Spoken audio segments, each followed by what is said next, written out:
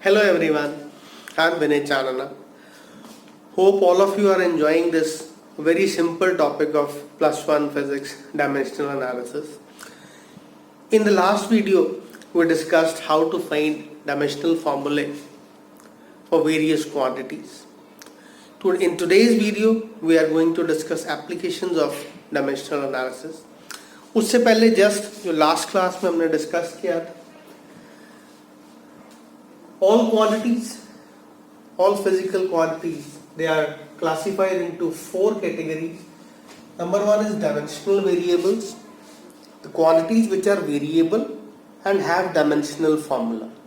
Example, speed, distance, force, velocity, etc. etc. The second category can be dimensional constants. The quantities which are constant, their value is constant, but they have a dimensional formula. तो उनको हम कह देते हैं dimensional constant. For example, universal gravitational constant, Planck's constant, Stephen's constant, etc. etc. Then we have dimensionless variables, the quantities which are dimensionless. We discussed in last class also strain, angle, solid angle, refractive index, etc. Then we have dimensionless constants. Dimensionless constants, the values are constants and they are dimensionless also. For example, all these numbers 1, 2, pi, etc. So these are called dimensionless constants. Okay? And one more thing, numbers are all dimensionless, and remember all trigonometric functions जैसे sign के साथ anything, जो भी हो अंदर, sign tan के साथ anything, इसी तरह से लॉग के साथ एनीथिंग, जो मर्जी हो सकता है ब्रैकेट के अंदर, एनीथिंग. एक्सपोनेंशियल फंक्शन मींस ई की पावर, यहाँ पे कुछ भी हो सकता है. तो ये जो चीजें हैं, दीज आर ऑल्सो डायमेंशनलेस. इनका भी कोई डायमेंशनल फॉर्मूला नहीं है, तो उसको आप क्या लिख लेते हो, m0, l0, t0, या हम सिंपली कर देते हैं इट इज 1. तो now we are going to discuss applications of dimensional analysis. So there are a total of 4 applications.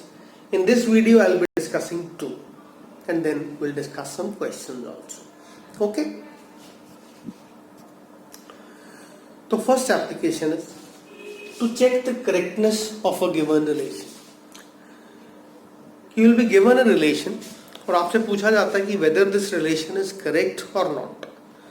तो उसके लिए हम एक चीज यूज करते हैं, that is called principle of homogeneity.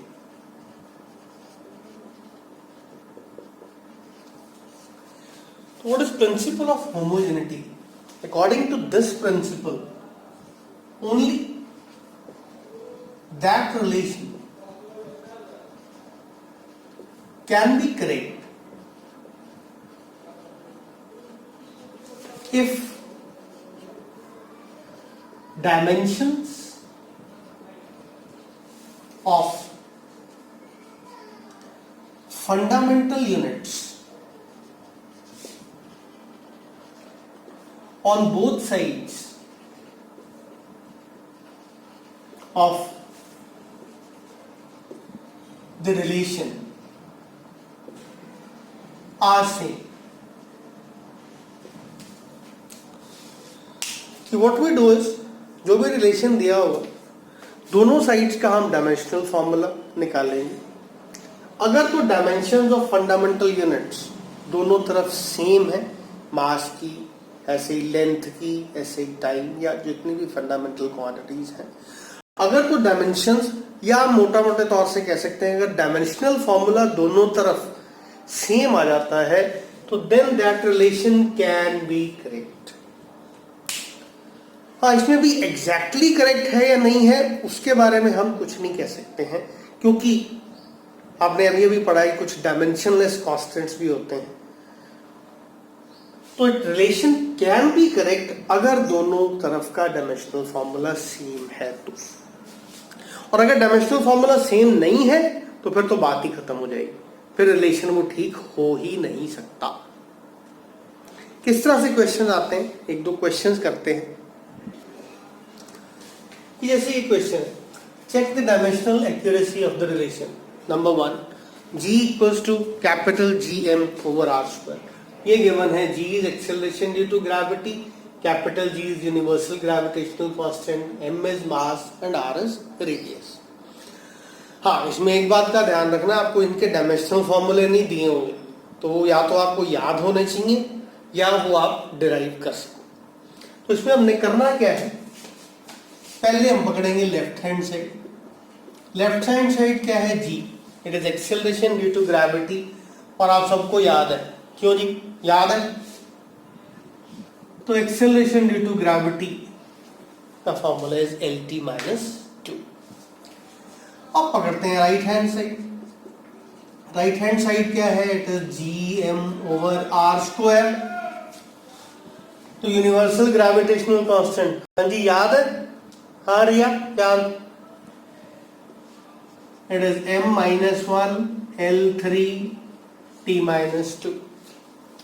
Mass is M, radius is L, तो L स्क्वायर।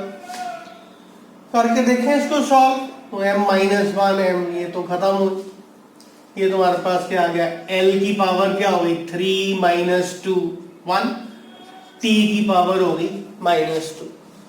तो left hand side right hand side dimensional formula same, तो डायमेंशनल फॉर्मूला सेम है तो हम लिखेंगे relation is dimensionally correct. Relation is dimensionally correct. ठीक है, एक आध एग्जांपल और लेते हैं। तो next question is lambda equals to h by mv। Lambda is the wavelength, h is Planck's constant, m mass and v speed. तो उसी तरह से बेटा पहले left hand side is wavelength, और wavelength all of you know it is l। Right hand side is h by mv, h is Planck's constant. हाँ जी राघव क्या है, Planck's constant, it is ml2 T minus 1, mass is m, हाँ हर्ष speed is L T minus 1। करें solve, m and m goes, ये गया T minus 1, तो this is again L। तो दोनों सेम, तो रिलेशन इज अगेन हम लिखेंगे डायमेंशनली करेक्ट। अब ये बार बार देखो डायमेंशनली करेक्ट क्यों लिख रहे हैं, अगर यही क्वेश्चन होता, इसको चेक करो जी, lambda equals to 10h over mv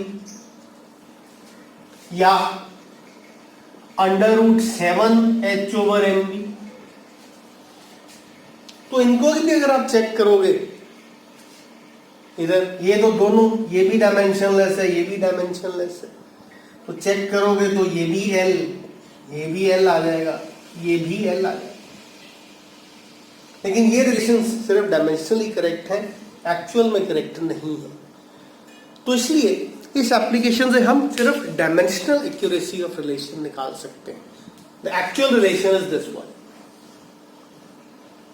ठीक है, this point is clear to all of you. ठीक है,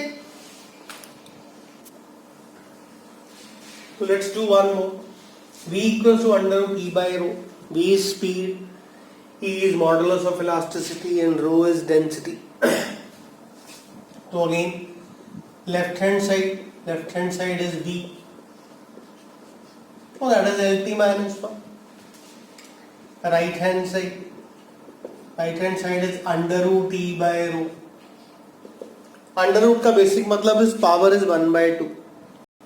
E मॉडुलस ऑफ इलास्टिसिटी, हाँ जी हर्ष क्या है modulus of elasticity, modulus of elasticity it is m L minus 1 T minus 2। Density हाँ जी m L minus 3। और इस सारे की पावर 1/2 या अंडर जैसे मत, इसको सॉल्व करके देख लेते हैं। दिस गोज, ये हमारे पास क्या बच रहा है, l की power -1 minus minus plus t की पावर -2, तो ये आ जाएगी l की पावर -2 t की पावर -2, सॉरी l की पावर 2 t की पावर -2, तो ये आ गया मेरे पास l t -1। तो again left hand side equals to right hand side, तो रिलेशन इज डायमेंशनली करेक्ट। और अगर ये बराबर नहीं आएंगे तो फिर रिलेशन इज डायमेंशनली इनकरेक्ट। एक एग्जांपल उस पर देख लेते हैं, फिर अगली एप्लीकेशन पे चल पड़े। तो v equals to gm/r, v speed, universal gravitational constant, r radius and m is mass. तो करो चेक, ये आपने मेरे से पहले कर देना। Left hand side is v lt -1, right hand side gm/r, what is g, m-1 l3 t-2, mass is m, radius is l. This goes this, so it is l2 t-2. तो left hand side not equal to right hand side, तो relation is dimensionally, और ये तो अगर dimensionally है तो फिर ये कभी भी ठीक नहीं हो सकता। If a relation is dimensionally wrong, it can never be right. ठीक है, तो this is our first application.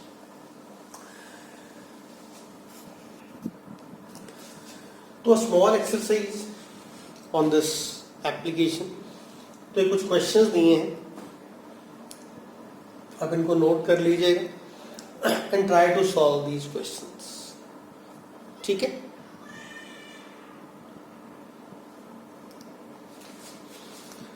Now I'll move on to next application. The second application is derivation of formula. Derivation of formula में क्या है? Formula for a quantity can be derived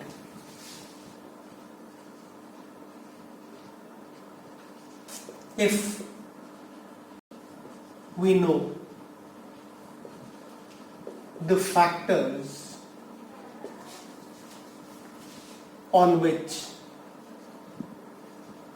it depends.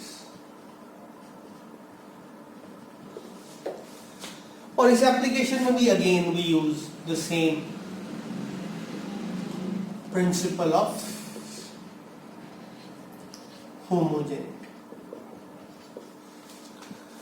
तो अगर आपको पता है कि एक क्वांटिटी बाकी किन किन क्वांटिटीज पे डिपेंड कर रही है, तो हम उन सभी क्वांटिटीज में एक रिलेशन डिराइव कर सकते हैं using principal of homogeneity of dimensions.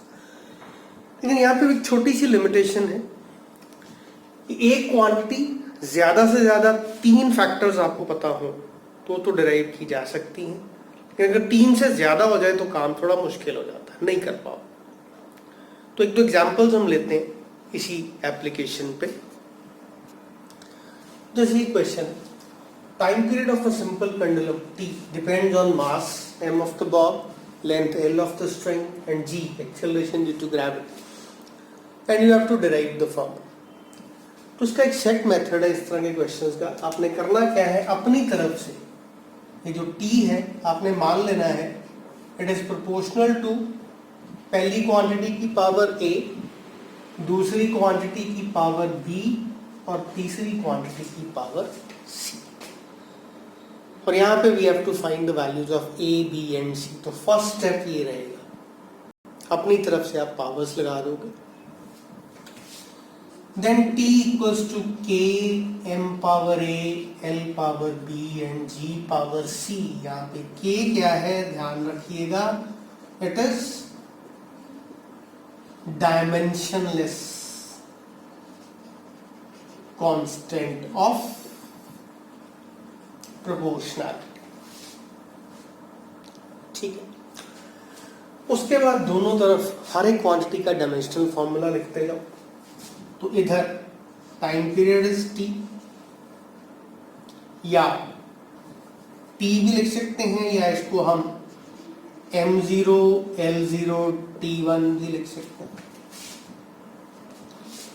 मास ये dimensionless m, length l, acceleration due to gravity lt minus. तो ये मेरे पास आ गया m0 l0 t1. ये आ गया मेरे पास, पावर्स लेके आ रहा हूं अंदर, m पावर a, ये हो गया जी l की पावर b, और आगे l की पावर c और t की पावर -2c. पावर्स अंदर आके मल्टीप्लाई होती है. तो ये हमारे पास आया m0 l0 t1 equals to, अब सारी टर्म्स मास वाली इकट्ठी कर रहा हूं, तो m की पावर हो गई a, l की power basis same powers are added, l की पावर हो गई b प्लस c, और t की पावर आ गई -2c. ठीक है, this is clear to all of you. अब बस कंपेयर कर लें. तो कंपेयरिंग करनी है डायमेंशंस, मास की पावर्स कंपेयर करनी है लेंथ की और टाइम की. तो यहाँ पे देखो, इधर मास की पावर a है, इधर 0 है, तो पहली इक्वेशन तुम्हारे पास आई a इक्वल्स टू 0. दूसरी, लेंथ से क्या बन रही, b plus C equals to 0, और टाइम से क्या आ रहा है, -2c इक्वल्स टू 1. तो सबकी पावर्स आपने इक्वेट कर लेनी. 3 इक्वेशन आ गई है, अब इनको सॉल्व कर लो. ये देखो, यहां से c क्या है, -1/2. a तो 0 आ ही चुका है, c को यहां पुट करो तो b -1/2, तो b क्या आ गया, 1/2. अब ये तीनों वैल्यूज इक्वेशन नंबर 1 में डाल दो. तो पुटिंग इन नंबर 1 हमारे पास क्या आ जाएगा, t equals to k, m की पावर 0, l की पावर 1/2, g की पावर माइनस. तो या I can say this is k, ये तो 1 नहीं हो जाएगा, 1/2, इसको मैं ऐसे भी लिख सकता हूँ √l/, ऐसे ही छोड़ दोगे तो भी कोई प्रॉब्लम. तो this is the formula for time period. और k की वैल्यू जो है वो यहाँ पे हम डिटरमिन नहीं कर सकते हैं. एक्सपेरिमेंटली ये हमें वैल्यू पता है, k की वैल्यू इज 2π. तो टाइम पीरियड का फॉर्मूला बन जाता है, इट इज 2π √l/.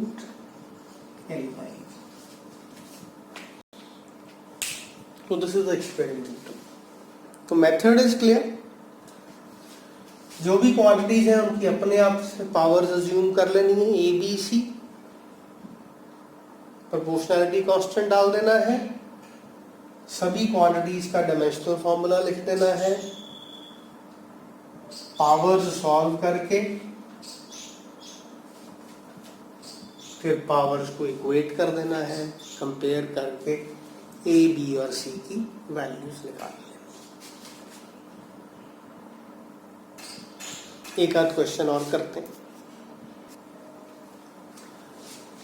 तो एक question, speed of satellite v depends on gravitational constant, mass of planet, radius of the orbit, and you have to derive the formula. Simple. V proportional to G power A, M power B and R power C. तो V equals to K G power A, M power B and R power C. तो यहाँ से हमारे पास क्या है, अब क्या करना है, ये होगी इक्वेशन नंबर 1. K क्या है, K is the dimensionless constant. Value substitute कर रहा हूं, LT minus 1,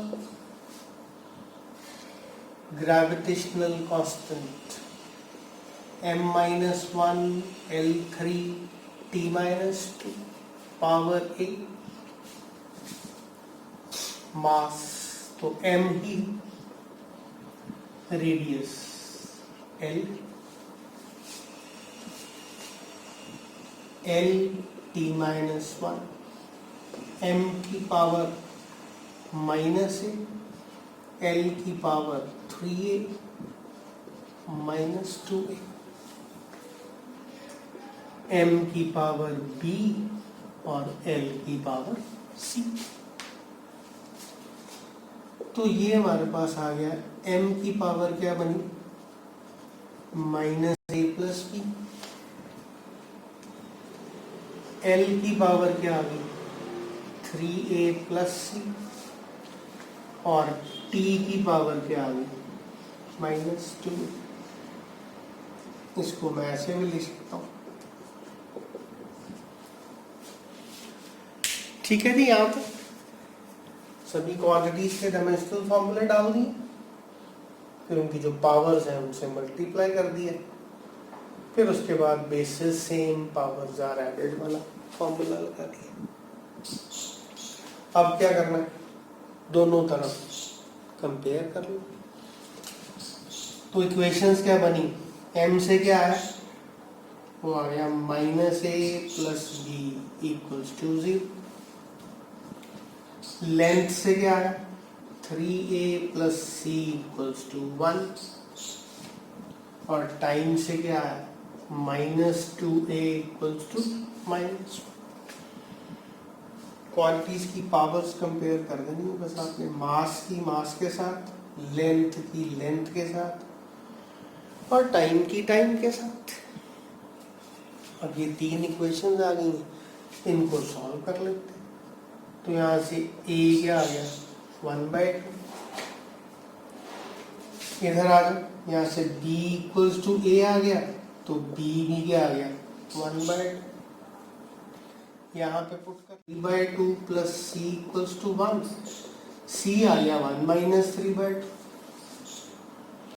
और इसको सॉल्व कर लो तो c क्या आ जाएगा, c आ जाएगा हमारे पास माइनस 1/2. तो ये तीनों वैल्यूज इक्वेशन नंबर 1 में पुट कर दो.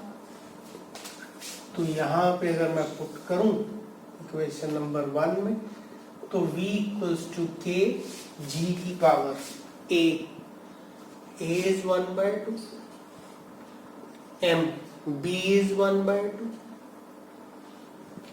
r c is minus 1. तो v इक्वल्स टू k ऐसे भी छोड़ सकते हैं, नहीं तो under root gm by r. This is the relation for speed. ठीक है, तो इसी तरह से हम और एग्जाम्पल्स डिस्कस करेंगे नेक्स्ट वीडियो. तो आज के लिए it's enough. Thank you very much.